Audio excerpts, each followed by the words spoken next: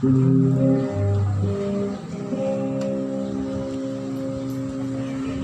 are forever in my life. You see best through best seasons. Govern me within your hands and lead me in your righteousness, and I look to you, and I wait on you. I sing to your Lord a hymn of love for your faithfulness to me. I carry in everlasting arms. You'll never let me go through it all.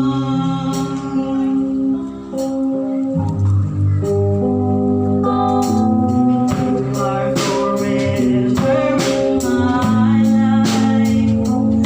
You see me through best seasons. Never within your hands and lead me in your righteousness.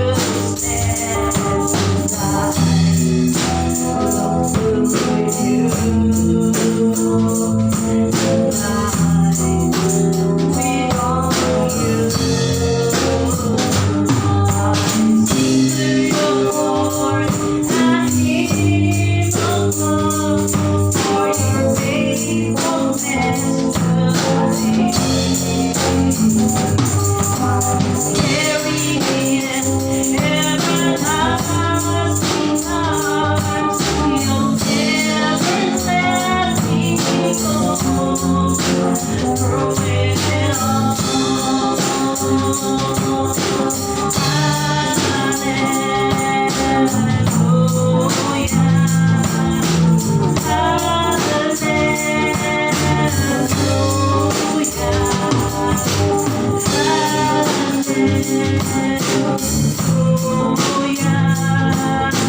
I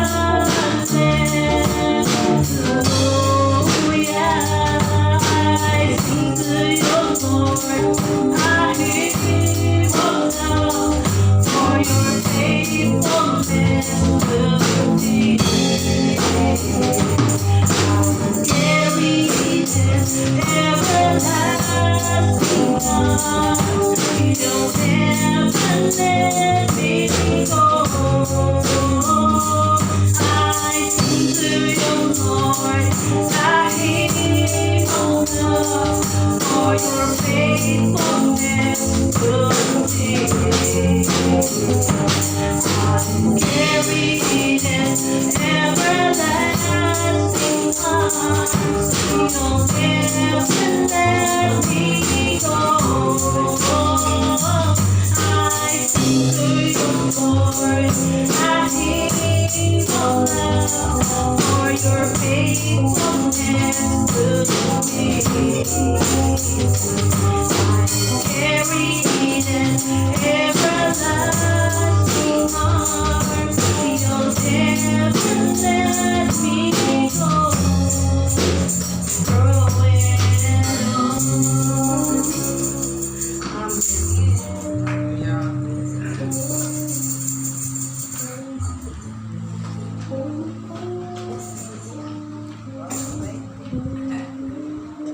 Praise God. So, dahil naging ta sa pagpaminaw sa pulong sa tuboy ng Diyos na pangadalo ni Pastor Samuel Vitoriano. Pastor, ang panas.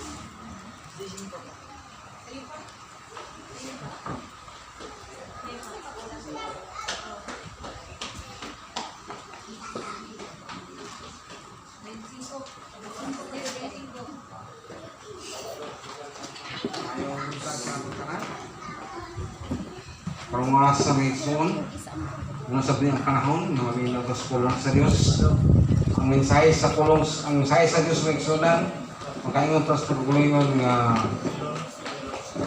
murag silo sa itong una na siya makakagawa lang, no? Pero dako kini siya o kayuhan, dako kini siya kayo katabang, dako kini siya o mahimutang magbalambuon ini pinagis pagpaminaw sa pulong sa Ginoo kay adunay mahatag nili nga kayuhan kanato, no? Sa panahon nga maluya ta, sa panahon nga ma-depress ta, sa panahon nga naray mga problema, isa ang pulong sa Ginoo nga makatag nato kahupay sa atong gipati, no? Sa makahatag o sa makabasa o sa makahimo pagpasabot sa pulong sa Ginoo pinagi sa Brang Espiritu Santo, aduna kay makakot nga kalinaw sa imong kinabuhi, no?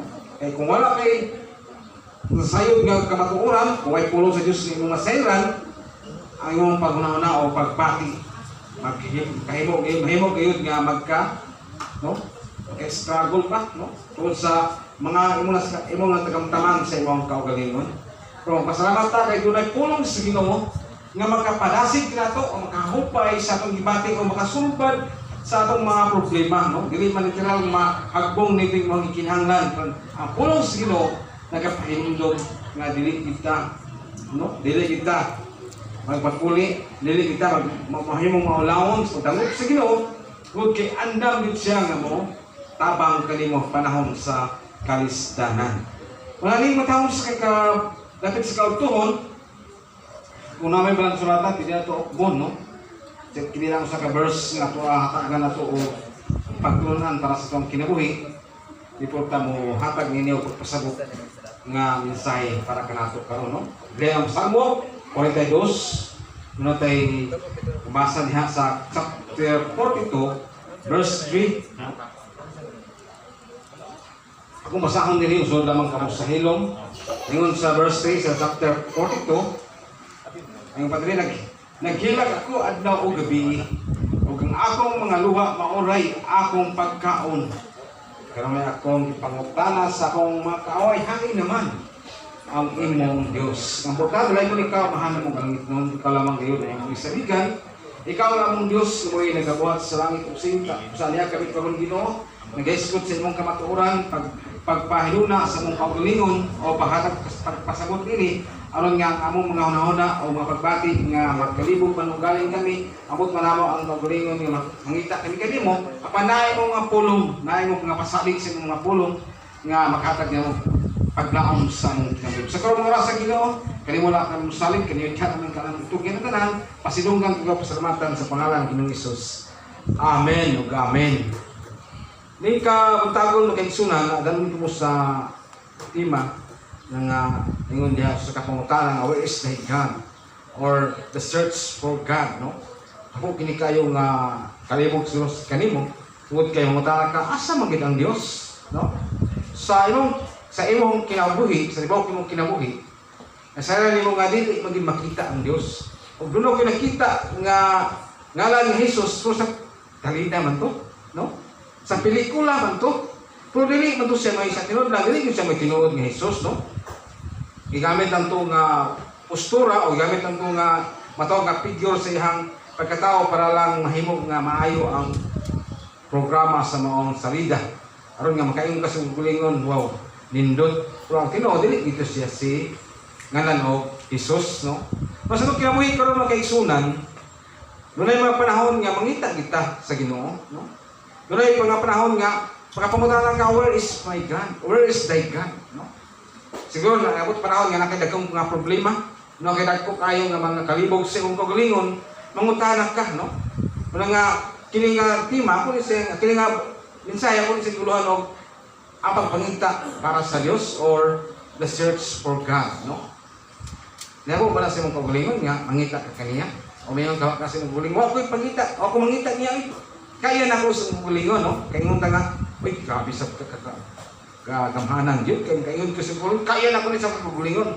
Yung naman ito, nga dili, bita may tagiya sa tuhang kinabuhi, dili may tagiya sa itong bulingon. Kundi nga ay Diyos, nga magapahilo na sa imuhang pagpanginahanglan po, no? Naghahatag kanimo may ugma, no? Naghahatag sa kanimo katupagan sa imong mga panginahanglan sa imuhang pamilya, sa imong kinabuhi, o sa imong mga panginahanglan nga nakinahanglan ka, nga gusto nimo nga matagbo o matubag gikan gayud sa Dios. Muna nga dunay mga panahon nga makapangutana ka, where is thy God? No? Or mangingon ko sa kugalingon nga mangita ta sa Dios, no? Alang sa to ang mga pagpanginhanglan, no? Nakantag mga expectation sa to ang kaugalingon. Nga mingon ta sa kaugalingon nga kung mangita ko niya, sigurado ko nga di na ko siya makita kay invisible man siya, no? Ay mga panahon ingon niya na sa man nato nga paagi nga makuha nato kining ingon nga the search for God, no? Or ngayon sa kaugalingon nga kung makapakutan ka, where is my God? Where is your God? Where is thy God? No? Wala nga, doon ay mga panahon ba sa inyong nulingon nga naghan kagkalibog, asam ginapo sa makaplagi. Matugog simbahan, di pa na ako siya makita dito. Matugog sa bungan, ako makita dito, no? Dahil ko makita, no?